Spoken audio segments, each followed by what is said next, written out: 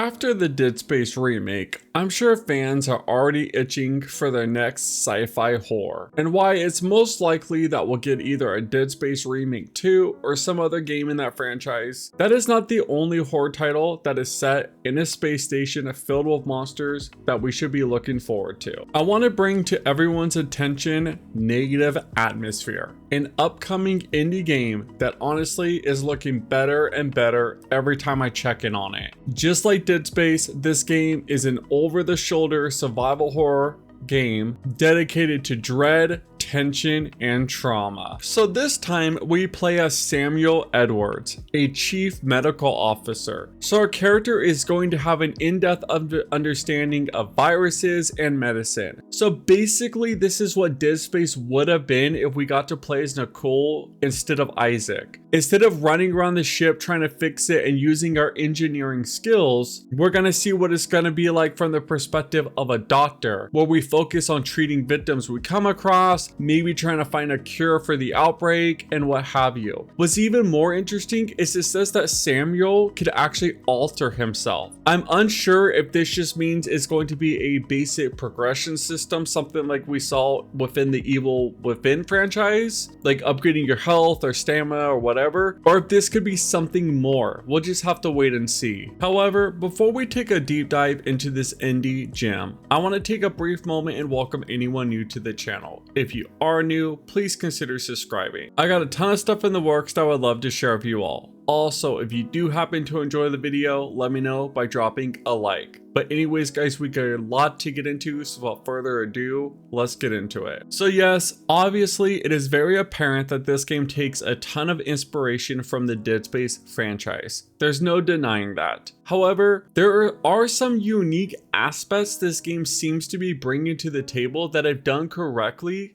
could really make it have its own identity and stand on its own feet. For example, one really cool feature this game is bringing is a choice system. And no, this is not your basic Mass Effect morality choice, where blue dialogue options equal good and red dialogue options equal bad. Instead, it seems this game is doing something entirely different. From what it sounds like, is the player will have choices throughout the game. However, Samuel Edward is a pre-existing character with his own beliefs and moral compass. So if we as the player decide to do something Samuel would disagree with, it does have an impact on his mental state. And it could even change how he reacts to things throughout the game. Now, this could be a very unique aspect to the game, especially for a game in the survival horror genre. So many other games I've played, our choices don't actually impact the main character at all. No matter how we decide to play, whether we're heroic or completely ruthless, the way we play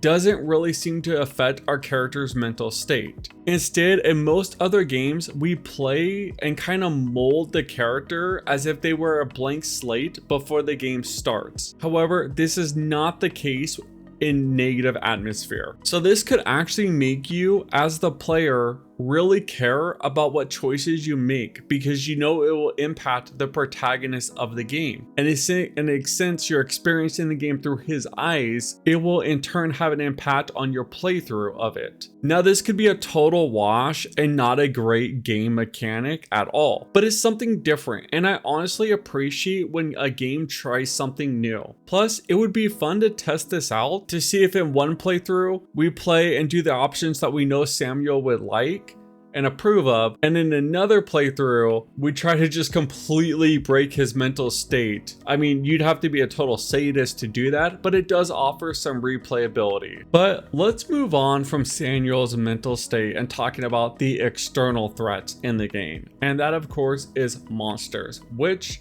are obviously Samuel's former crew mates. Apparently there's an outbreak that twists their bodies into creatures. So whether this is caused by some sort of weird alien artifact like the marker or some sort of T-virus, we're just gonna have to wait and see. That being said, it's not just our former crewmates we have to worry about, but the ship's robots seem to be out of whack and out of control. and they become an actual threat to us as we explore this nightmare. So this could actually open a lot of doors for terrifying encounters with unique different robots and monsters throughout the game. Not only are we facing humanoid monsters, but we have to worry about killer machines trying to take us out also. So I will admit this could lead to your generic boring robot enemies that we've seen in games time and time again. However, if done right, this could be really awesome. Does anyone remember that old movie from the 90s called Virus? Some of the robot designs in that movie were insane and actually kind of frightening. Imagine if we got a mixture of human monsters and robots, sort of like a robo monster. Now that is the stuff of pure nightmare.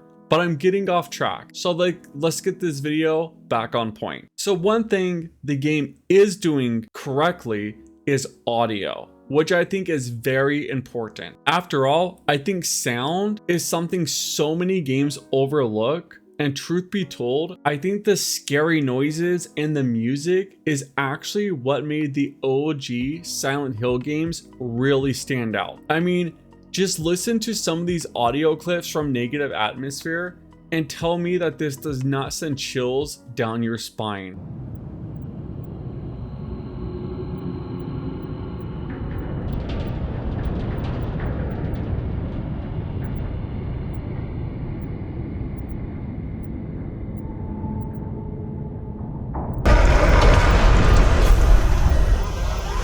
Sierra, close the elevator doors now!